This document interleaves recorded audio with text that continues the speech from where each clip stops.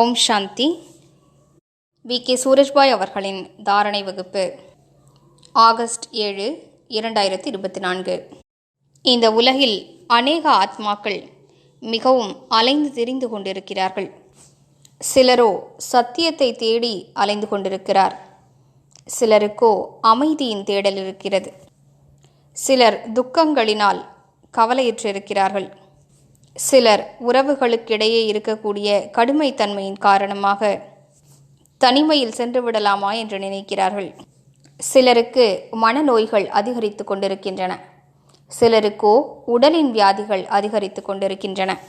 ஒவ்வொரு மனிதரும் எங்கோ அலைந்து திரிந்து கொண்டிருக்கிறார். வாழ்க்கையின் சுகத்தை தேடி அலைந்து கொண்டிருக்கிறார். இந்நிலை அதிகரித்து அவர்களுக்கு இந்த உலகாயத வாழ்க்கையின் மீது மிகுந்த வைராக்கியம் ஏற்படும். மேலும் அவர்கள் பகவானை அழைத்து, பிரபுவே, இப்போது இந்த உலகம் வாழ தகுதியற்றதாகிவிட்டது, இதனை அழித்து விடுங்கள் என்பார்கள்.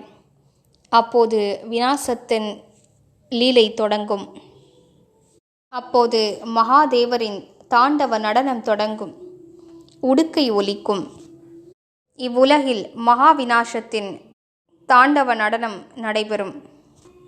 நாம் அனைவரும் இப்போதே கலங்கரை விளக்காக ஆக வேண்டும்.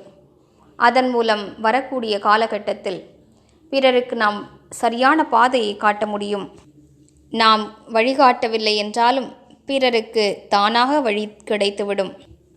நாம் அவர்களை பாபாவுடன் இணைத்து விட வேண்டும். அவர்களுக்கு சத்தியமான ஞானத்தை கொடுத்து விட வேண்டும். முக்தி மற்றும் ஜீவன் முக்திக்கான பாதையை காட்டிவிட வேண்டும். அதற்காக நமது மனநிலையை மிக உயர்ந்ததாக ஆக்கிக்கொள்வோம். மிகவும் லேசானவர்களாக இருப்போம். எந்த அளவிற்கு லேசான மனநிலை இருக்குமோ அந்த அளவிற்கு தந்தையின் சக்தியை அடையலாம்.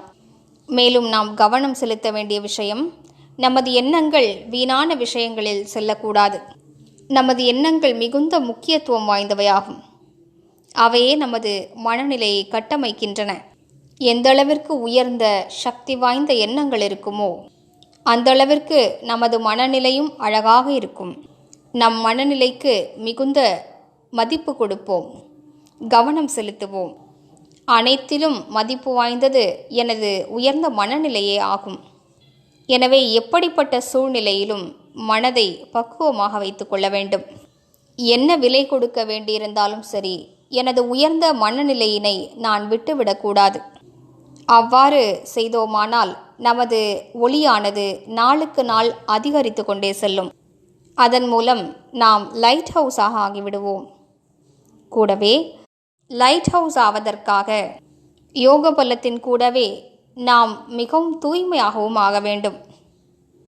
அதன் மூலம் நமது பாவனைகள் அனைவர் மீதும் உயர்ந்ததாக இருக்க வேண்டும். மேலும் நம் மனதில் எந்த ஒரு விகாரங்களின் புயலும் எழும்பக்கூடாது.